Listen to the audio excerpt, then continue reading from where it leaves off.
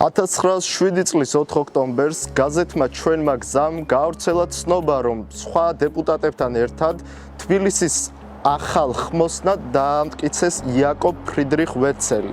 ვეცელების ოჯახი ერთ-ერთი პირველი გერმანული ოჯახი იყო, რომელიც გერმანელ კოლონისტებთან ერთად დასახლდნენ თბილისში. სასტუმრო ვეცელის აშენება უკავშირდება სწორედ ხმოსანი ვეცელის, იაკობ ვეცელის სახელს, რომელიც გილდიის მეორე თანრიგის ვაჭარი იყო და სასტუმროსთან ერთად ფლობდა სახლებს და ლუდსახარ ქარხანას.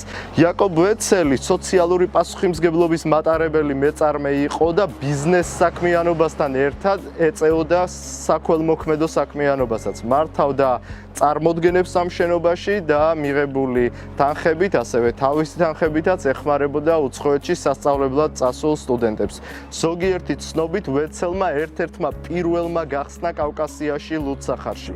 იაკობ ვეცელის გარდაცვალების შემდეგ სასტუმრო ვეცელმა მცირე ხანს იფუნქციონირა. საბჭოთა რუსული ოკუპაციის შემდეგ კი სამუდამოდ ჩამოერთვა მის წინამფლობელებს.